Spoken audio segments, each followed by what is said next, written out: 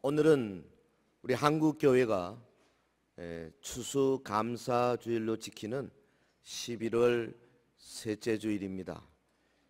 미국의 초기 유럽에서 건너간 이 청교도들이 혹독한 겨울 추위, 또 자기들에게 찾아온 여러 가지 질병들, 그 어려움 속에서 하나님께 기도하면서 그 땅에 있었던 인디언들과 좋은 관계를 맺어서 추수하게 되고 이것을 감사하는 이런 그 전통에서부터 유래된 추수감사절이지만은 이것이 우리 한국에 건너와서는요 상당히 그 성경적인 의미를 많이 띠게 됐어요. 우리가 잘 아는 대로 이스라엘의 세 큰 절기가 있죠. 하나가 유월절, 그 다음에 칠칠절, 또 하나가 초막절 혹은 수장절이라고도 하지요. 유월절은 예수님 십자가에 죽으시고 부활하신, 그리고 칠칠절은 이제 그로부터 한 50일 지난 다음에 신약적으로 말하면 성령님이 강림하시고, 또 한국교회에서는 특별히 칠칠절을 기념해서 우리 맥주감사절로 지나지 않습니까? 7월 첫째 주. 그리고 초막절입니다. 그럼 초막절은 뭘 상징합니까? 성경적으로 보면 장차 이루어질 메시아 왕국, 우리 하나님의 나라 천년 왕국에서 우리 온 성도들이 영원히 하나님을 찬양하며 천국의 기쁨과 소망과 그 영광을 누릴, 바로 그 소망을 즐거워하며 감사하는 절기예요. 그런 의미에서 추수감사절기가 초막절의 의미를 가지게 되면은 훨씬 더 깊고 또 넓고 우리에게 소망을 주는 절기가 될 것입니다. 은혜죠. 모든 것이 다 은혜입니다. 우리가요 하나님의 자녀가 되고 하나님 나라의 백성이 되고 하나님이 주시는 천국의 그 모든 것들을 상속하게 되는 것이 은혜죠. 그래서 우리는 그것을 가리켜서 오직 은혜, 종교개혁자들이 말한 것처럼 솔라 그라치아 그렇게 말하죠. 한번 해볼까요? 오직 은혜, 오직 은혜. 라틴 말로 솔라 그라치아. 마틴 루터나 요한 칼빈이 이 오직 솔라를 가지고 여러 가지 말을 만들어냈지 않습니까? 솔라 그라치아, 오직 은혜, 오직 성경 말씀으로 솔라 스크립투라, 오직 성경 말씀으로, 오직 믿음으로 솔라 피데, 그리고 오직 하나님께 영광을 솔리 데오 글로리아. 이게 종교개혁의 기본 정신이에요. 그 중에 가장 앞장선 게 뭐냐? 오직 은혜입니다. 우리 한 번 더 합시다. 솔라 그라치아. 하나님은 은혜의 하나님이에요. 그래서 보통 하나님의 중간 이름, 하나님의 미들 네임을 은혜다 그렇게 말할 정도입니다. 왜 은혜냐? 우리가 한 거 아무것도 없이, 하나님 앞에 내세울 것 아무것도 없이 그저 하나님이 주신 것을 받아서 하나님의 자녀가 되고 하나님 나라 일꾼이 되고 장차 천국을 상속받게 되고 하나님이 주시는 그 놀라운 이 땅에서의 행복을 누릴 수 있게 되었다 그 말이죠. 그래서 우리는 성경 말씀을 통해서 하나님의 은혜를 깨닫고 그 후에 비로소 제대로 된 그리스도인이 될 수 있고 제대로 된 교인이 될 수 있고 제대로 된 하나님의 교회를 만들 수가 있게 된다 그 말이죠. 여러분 에베소 2장 8절에 보면 너희는 그 은혜에 의하여 믿음으로 말미암아 구원을 받았으니 이것이 너희에게서 난 것이 아니요 하나님의 뭐라 그랬어요? 선물이라. 하나님이 우리에게 주신 선물이다 그 말이죠. 여러분 성경은 하나님의 말씀이에요.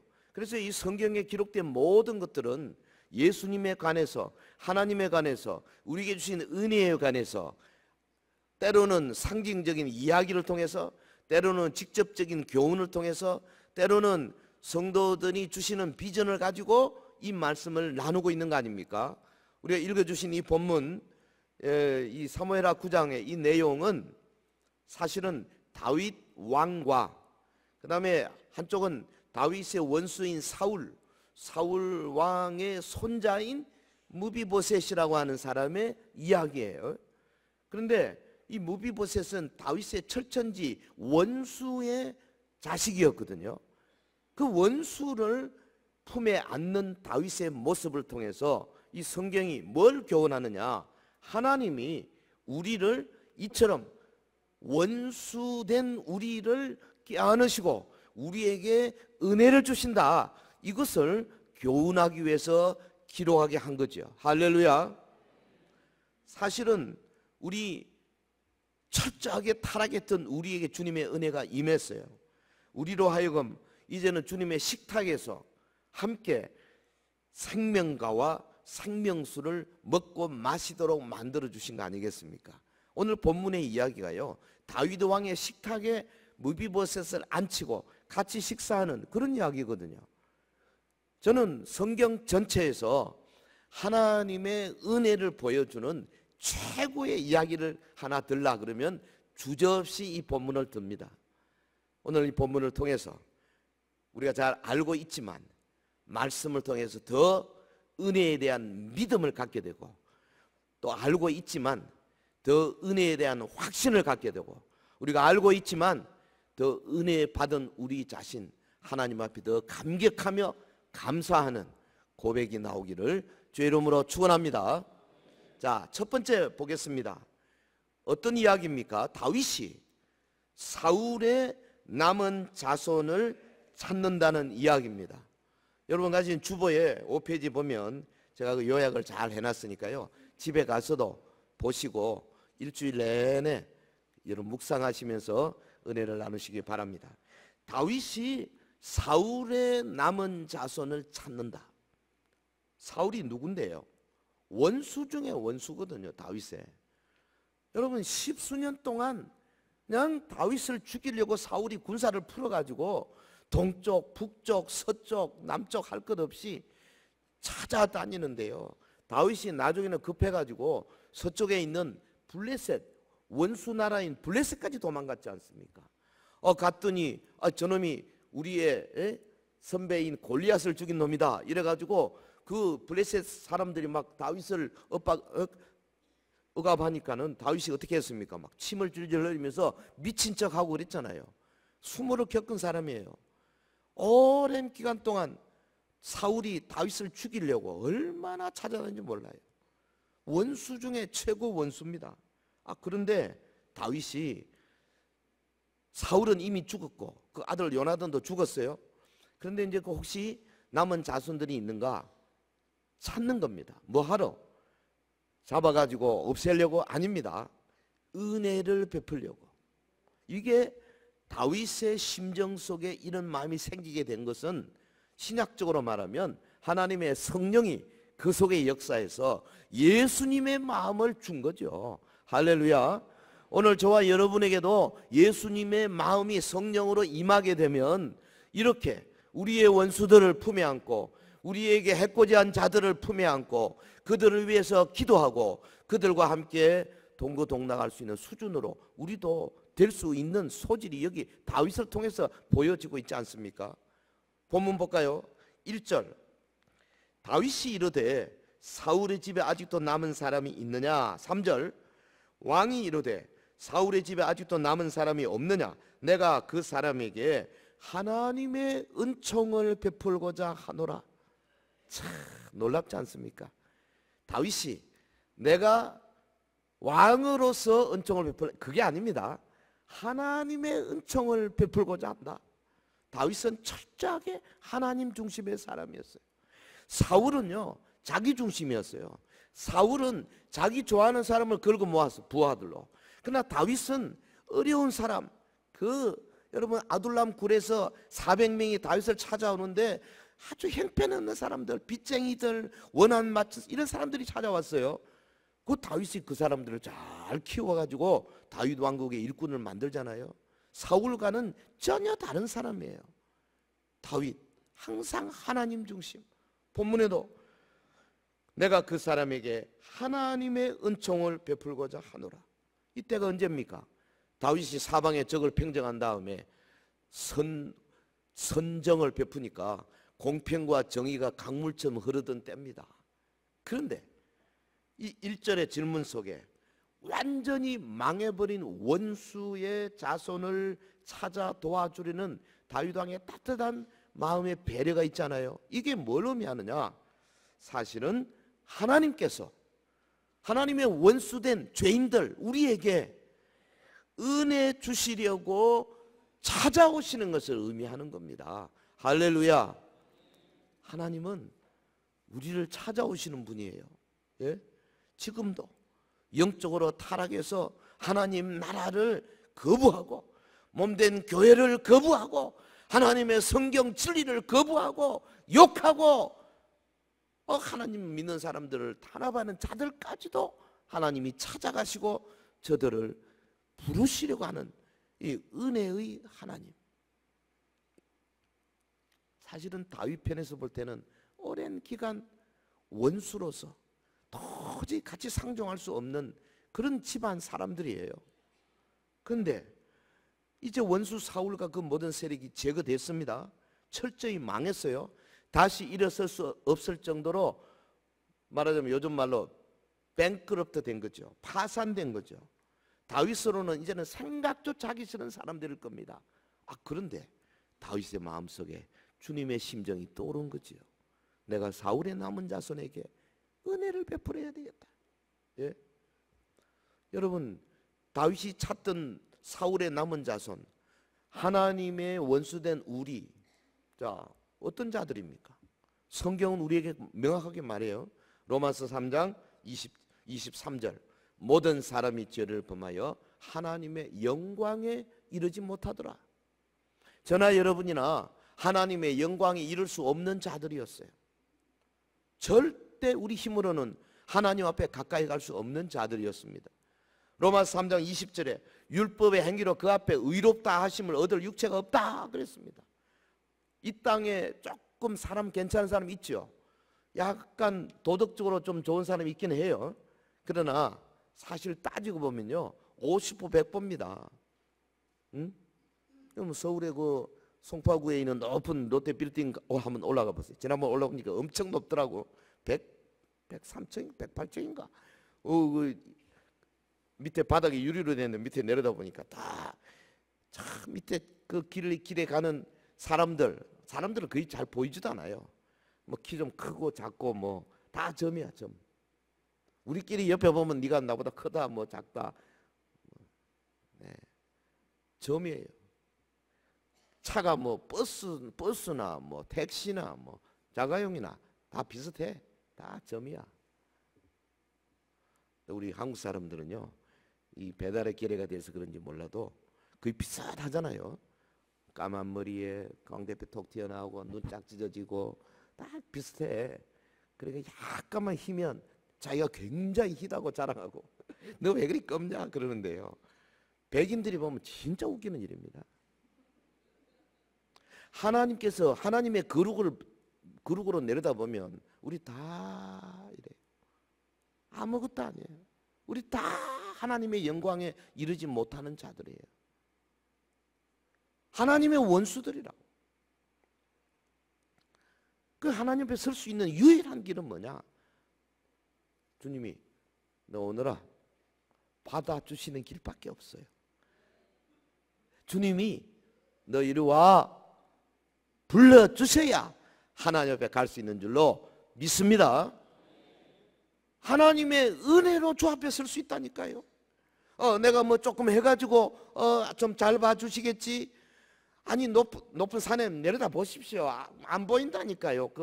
그게 뭐 그거예요. 다 똑같아요. 도덕적이면 얼마나 도덕적입니까? 하나님의 십계명 말씀 앞에서 제대로 설 수 있는 사람이 누가 있느냐고요. 예?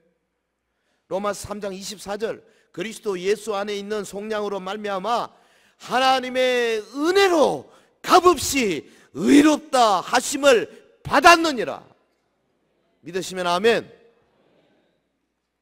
성도 여러분, 원수 사울의 남은 자손을 찾던 다윗 왕처럼 하나님은 지금도 원수를 찾아서 부르고 계시잖아요. 어떻게? 천사들을 파송해서 부르면 참 좋겠는데 그리 안 하십니다.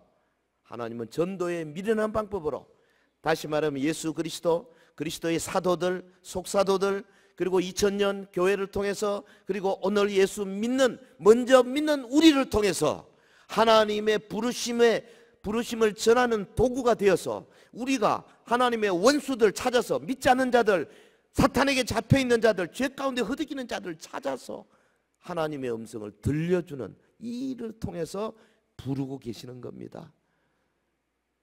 사울의 남은 자손을 찾아오느라 내가 은혜를 베풀려고 하노라. 다윗 왕의 전언을 받은 그 사울의 부하 시바라는 사람이 찾아오잖아요. 오늘 저와 여러분이 시바와 같은 역할을 하도록 먼저 부름을 받은 거예요. 할렐루야, 할렐루야. 그래서 우리는 하나님을 오직 은혜의 하나님이라고 부르는 겁니다. 오직 은혜. 자, 은혜의 하나님의 모습. 첫째, 사울의 남은 자손을 찾아오시는, 다시 말해 하나님께서 영적으로 원수된, 하나님의 원수된 우리를 찾아오시는 모습. 자, 두 번째, 거기 3절에 보면 찾았어요. 찾았는데 보니까 두 다리를 쓰지 못하는 중증 장애인이었어요. 하체 부자유자였어요. 이거 뭐 지금도 두 다리를 쓰지 못하면 참 할 수 있는 일이 제약이 되어 있습니다. 그래도 지금은 복지국가가 돼서요, 상당히 장애인들이 그래도 많이 좋아졌잖아요. 뭐 특별 예산도 세워주지요. 각 모든 장소에 휠체어를 타고 올라올 수 있도록 다 만들어야 됩니다. 우리 서영교회도요, 그전에 없었잖아요. 저기 바깥에 올라오도록 만들고, 여기도 만들고, 뭐 교육관도 올라가도록 만들고. 예전에는요, 아파트도, 제가 그전에 살았던 황실 아파트는요, 한 집도 휠체어 타고 못 가요. 왜? 엘리베이터를 중간에 딱 놔가지고 모든 층에 계단으로 올라가기 그렇게 돼 있어요. 요즘은 그런 아파트 없습니다. 다 엘리베이터에서 바로 나올 수 있도록 돼 있어요. 왜? 지체 부자유자들을 위해서 특별히 신경을 쓰는 겁니다. 지금은 좋은 시대예요. 근데 여기 지금 본문은 3000년 전 이야기입니다. 당신은 뭐 하는 겁니까? 남자들은 전쟁터 나가서 싸울 수 있어야 돼요. 그런데 두 다리를 못 쓰니까 무슨 소용이 있겠습니까? 자, 봅시다. 3절. 시바가 왕께 아뢰되 요나단의 아들 하나가 있는데 다리 저는 잔이다 하니라. 다윗 왕이 사울 집에 남은 자손을 찾기는 찾았는데 그 시바가 왕께 보고하는 말이 두 다리를 쓰지 못하는 하체 장애자입니다. 사울의 손자가. 이게 어떻게 된 건가? 찾아보니까 사무엘하 그 앞에 4장 4절에 사울의 아들 요나단에게 다리 저는 아들 하나가 있었으니 이름은 무비보셋이라. 전에 사울과 요나단의 죽은 소식이 이스라엘에서 올 때에 나이가 5살이었는데 그 유모가 안고 도망할 때 급히 도망하다가 아이가 떨어져 절개되었더라. 그렇게 돼 있어요.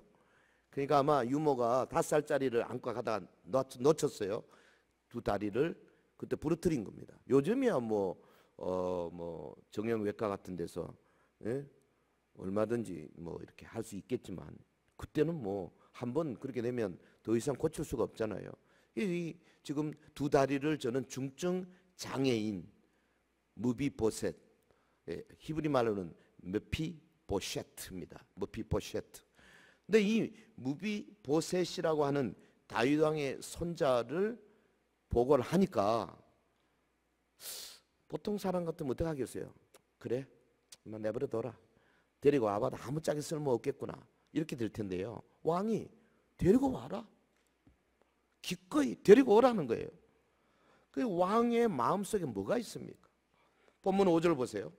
다윗 왕이 사람을 보내어 로드발 암멜의 아들 마길의 집에서 그를 데려오니, 로드발이라는 곳은 로드발입니다. 로드발, 요거 황량한 곳이란 뜻이에요. 그러니까 이 머피보셋가 왕의 눈을 피해서 황량한 곳에 숨어 사는 거예요 지금. 그런데 찾아냈어요. 데리고 오라. 왕은 아무짝에도 쓸모없는, 다윗 왕국에 전혀 도움이 되지 않는 사람이라 할지라도 은혜를 베풀겠다. 이 지금 다윗 왕의 심정 속에 뭐가 있어요? 성령님이 예수 그리스도의 영으로 역사하는 거예요. 지금 보십시오. 하나님께서 이것은 아무 하나님 나라에 쓸모없는 우리들 한 사람 한 사람을 부르시는 것을 의미하는 거예요. 솔직히 그렇잖아요. 하나님 나라 큰 일을 해야 되는데, 전 세계 그리스도 메시아 왕국을 세워야 되는데, 저나 여러분이나 뭐 얼마나 할 수 있는 게 있겠어요? 예? 하나님이 저 친구를 내가 데리고 와서 쓸모가 있겠나 없겠나, 이렇게 저울질해가 불렀으면 아마 우리 중에 부름받을 수 있는 사람이 몇 명이 될지 잘 모르겠어요. 극히 소수일 겁니다. 그런데 하나님의 부르심은 그런 거 안 따지신다니까요. 두 다리를 절든지 말든지 데리고 와라. 할렐루야. 데려와라. 할렐루야.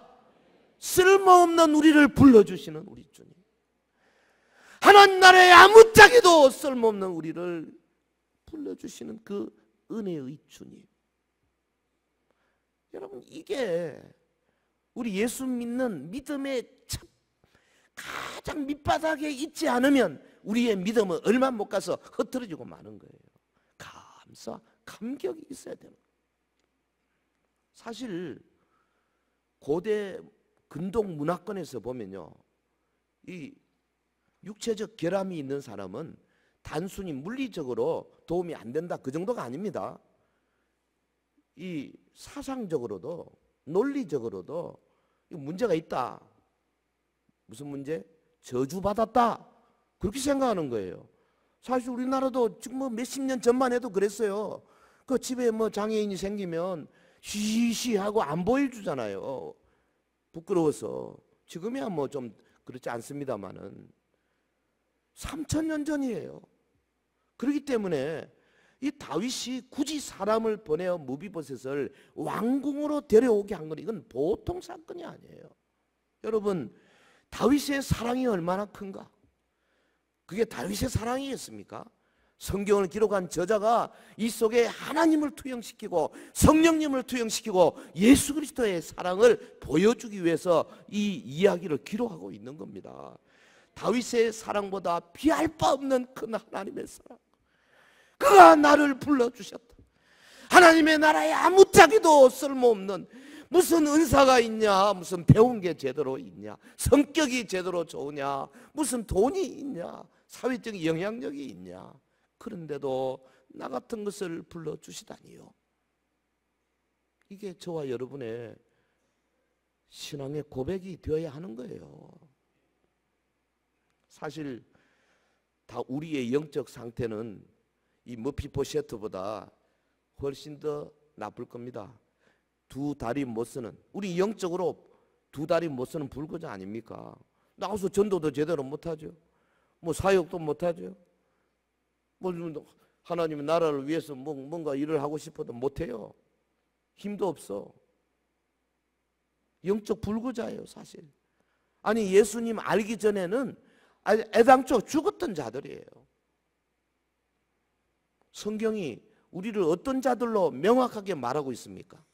과거에 우리가 예수 밖에 있을 때는 갈라디아 5장 19절 이하에 보면 육체의 일은 분명하니 곧 음행, 더러운 것, 호색, 우상 숭배, 술객, 주술, 원수 맺는 것, 시기, 분냄, 당짓는 것, 분열하는 것, 이당, 투기, 술취함, 뭐 이런 것들로 가득했다 그랬어요. 우리 중에 하나도 쓸모있는 사람이 없었다 이 말이죠. 우리가 원래 어떤 자였습니까? 허물과 죄로 죽었던 자들. 그때는 너희가 그 가운데 행하여 이 세상 풍조를 따르고 공중의 권세 잡은 자를 따랐다. 누군데요? 마귀, 사탄 아닙니까? 우리가 사탄에 따라갔던 자들이었다 그 말이죠. 그래서 전에는 우리도 다 그 가운데서 우리의 육체의 욕심을 따라 지내며 육체에 원하는 것대로 했다. 그래서 다른 이들과 같이 본질상 진노의 자녀였다. 에베소 2장 3절의 말씀이에요. 본질상 진노의 자녀였다. 하나님의 진노를 받을 수밖에 없는 자들이었다. 이게 성경의 증언입니다. 그런데 이런 우리에게 에베소 2장 4절이 뭐라 그랬습니까? 긍휼이 풍성하신 하나님이 우리를 사랑하신 그 큰 사랑을 인하여 허물로 죽은 우리를 그리스도와 함께 살리셨다. 할렐루야. 그리스도와 함께 살리셨다. 이것이 우리의 믿음의 가장 밑바닥에 깔려 있어야 할 가장 중요한 복음의 본질이에요.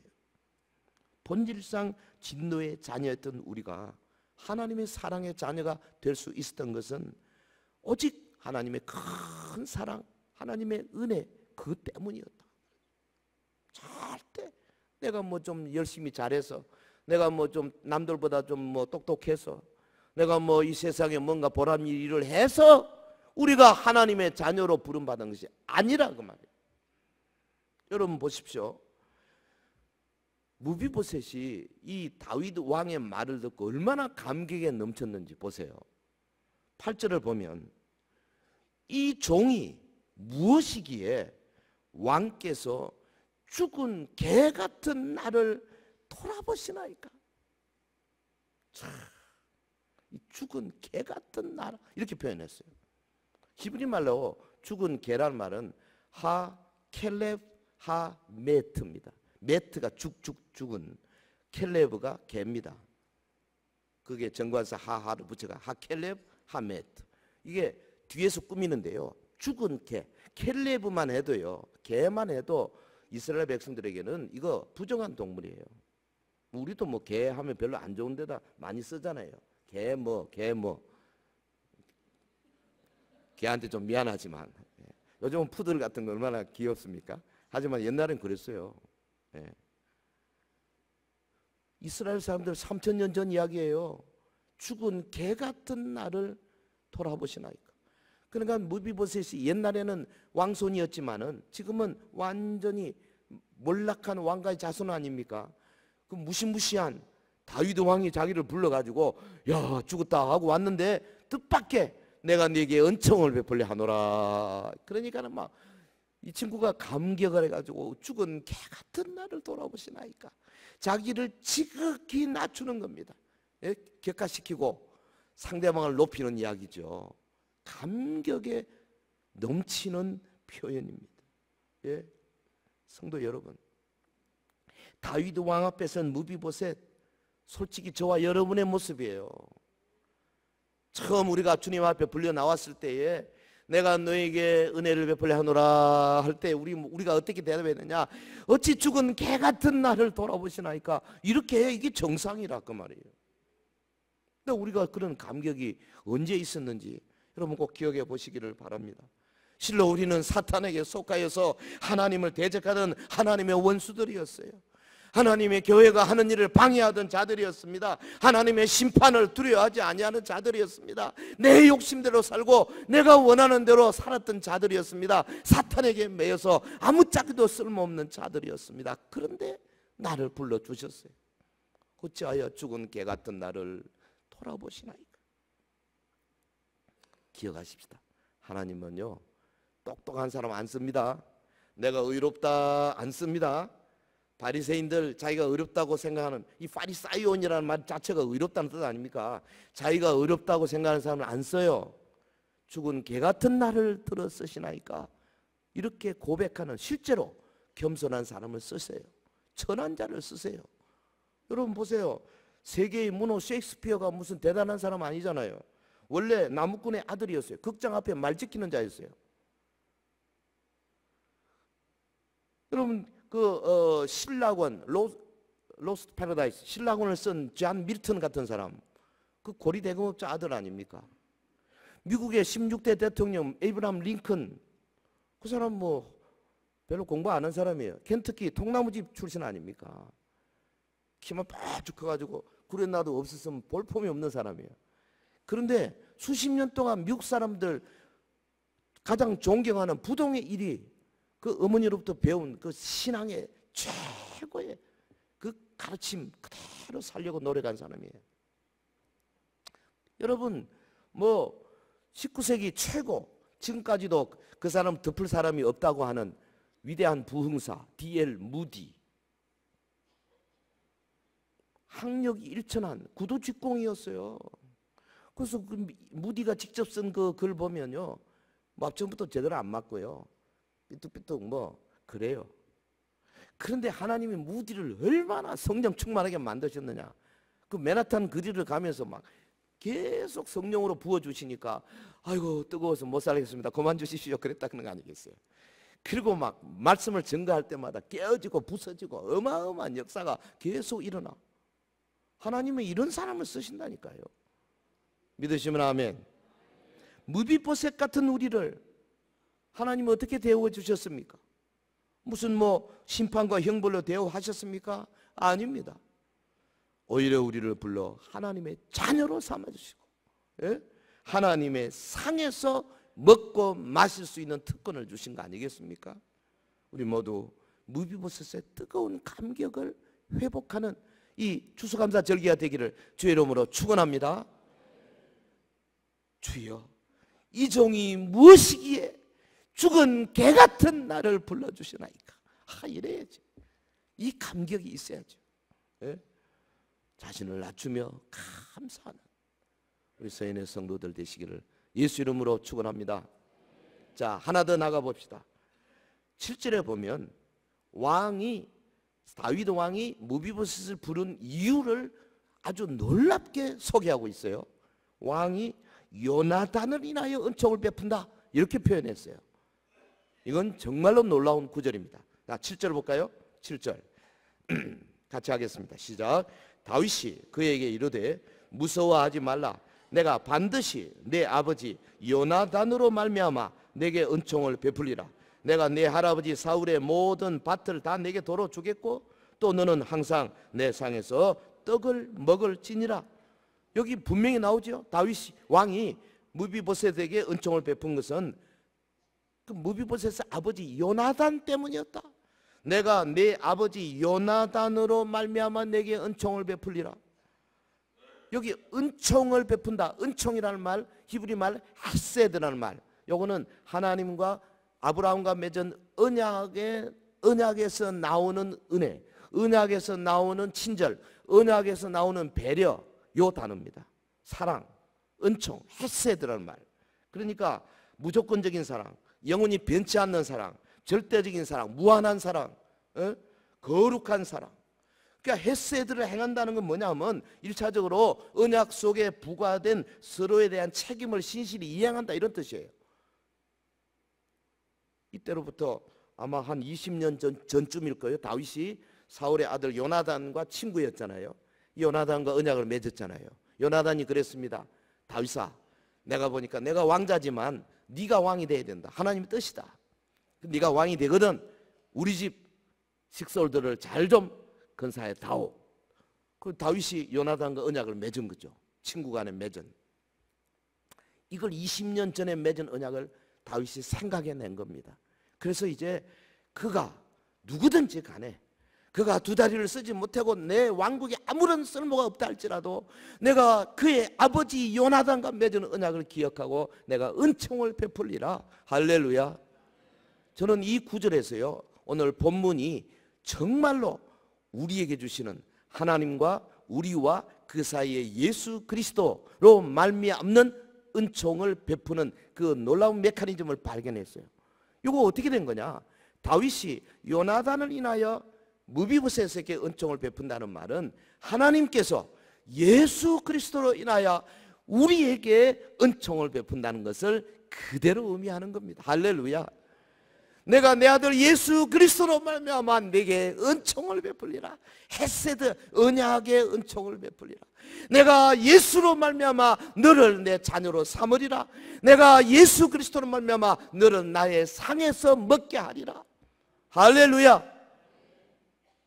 얼마나 놀라운 구절입니까? 언약의 신실한 하나님께서 예수 그리스도의 구속의 사역을 그대로 인정하시고 그리스도의 십자가 보혈 때문에 그 십자가 안으로 나오는 모든 자들, 예수를 믿는 모든 자들을 받아주시고 하나님의 나라의 일꾼으로 세워주시겠다는 겁니다. 여러분, 다윗이 뭐라 그랬습니까? 너는 항상 내 상에서 떡을 먹을지니라. 이거는요, 옆에 앉아서 음식 먹이겠다는 정도가 아닙니다. 왕의 상에서 떡을 먹는다. 왕의 상이라는 말. 다윗이 뭐라 그러냐면 내 상에서, 예, 이 히브리 말로 슐탄니, 이게 나의 상이라는 말은 여기서 테이블입니다. 마이 테이블. 여기 뭐 하는 곳입니까? 수시로 장관들 부르고 총리 부르고 해서 국정을 논하는 곳이에요. 식사하면서. 그러니까 무비보셋을 항상 그게 앉혀놓겠다는 말이죠. 어마어마한 자리입니다. 하나님께서요, 저와 여러분을 예수 그리스도로 말미암아 하나님의 나라에 부르신 것만으로 감사한데, 우리에게 찬양대원으로 세워주시고, 예, 장로로 세워주시고, 권사로 세워주시고, 집사로, 교사로, 팀장으로, 사역자로 세워주신 거, 이게요 보통 축복이 아니에요. 너는 내 상에서 떡을 항상 먹을지니라. 놀라운 은혜인 겁니다. 왕의 원수 집안의 자손이요, 개인적으로는 쓸모없는 사람이었지만은 요나단을 인하여 엄청난 특권을 부여받았지 않습니까? 예수 그리스도로 인하여 우리는 엄청난 특권을 부여받은 자들이에요. 그래서 우리가 오직 예수 부르짖는 겁니다. 오직 예수다. 오직 말씀이다. 오직 성령님이시다. 성도 여러분, 사실 우리가 받은 은혜는요, 이거 다윗이 무비보셋에게 준 은혜와는 비교 안 되는 겁니다. 우리의 은혜는 영원한 은혜예요. 우리가 누리는 이 은혜는 오직 그리스도로 인하여 하나님의 자녀가 되는 특권을 받은 거예요. 예수 그리스도의 십자가 보혈은 그 어떤 것과도 비교할 수 없는 가장 고귀한 것입니다.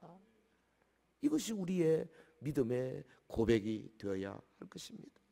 우리의 선한 행위가 아무리 높다 할지라도 하나님이 주신 은혜에 비하면 초라한 거예요. 여러분, 우리의 나쁜 행위가 아무리 악하다 할지라도 하나님이 덮어주시는 은혜의 품에 비하면 그거 별거 아니에요. 아무리 나빠도 하나님이 덮으시면 덮여지는 겁니다. 할렐루야. 그렇기 때문에 옆에 사람과 비교하지 마세요. 내가 네보다 기도 많이 한다, 내가 네보다 전도 많이 했다, 내가 네보다 이 교회를 오래 섬겼다, 내가 네보다 더 어쩌고 저쩌고 한다, 소용없는 이야기예요. 하나님의 은혜로 덮어버리면 우리 다 예수 그리스도로 말미암아 하나님의 자녀가 되는 똑같은 놀라운 축복 안에 거하게 되는 줄 믿습니다. 이 하나님의 말씀. 그래서 우리가 기도생활, 말씀생활, 경건에 좀 자신이 있고 비교적 열심히 있는 신앙생활을 한다 할지라도 하나님이 우리를 위해서 베풀어 주시는 그 열심, 그 은혜에 비하면 아무것도 아닌 것을 깨달았어.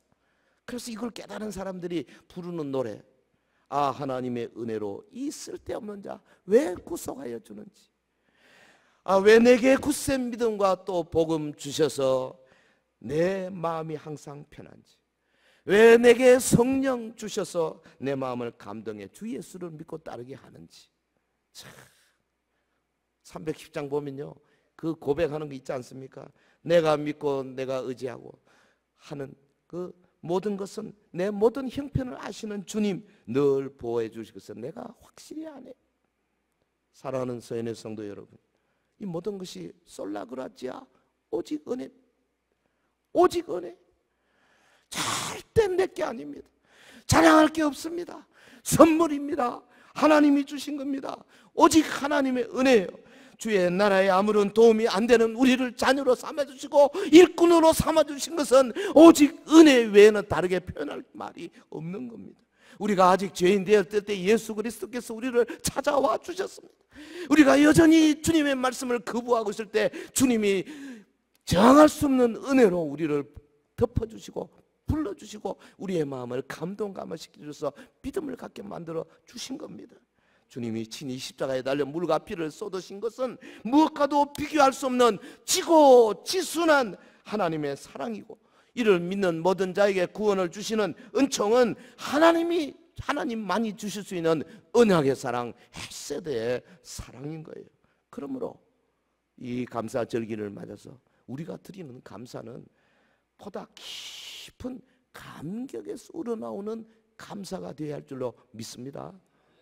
우리가 부르는 찬송은 우리의 영혼의 깊은 심년에서 우러나오는 그야말로 내 평생에 이거보다 더 귀한 것 없다 고백하는 그런 믿음에서 우러나오는 기쁨의 노래가 되어야 할 것입니다.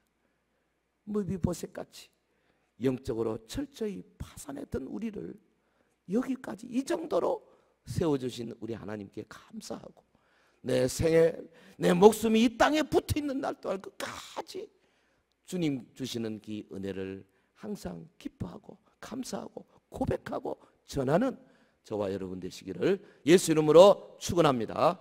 축원합니다. 축원합니다.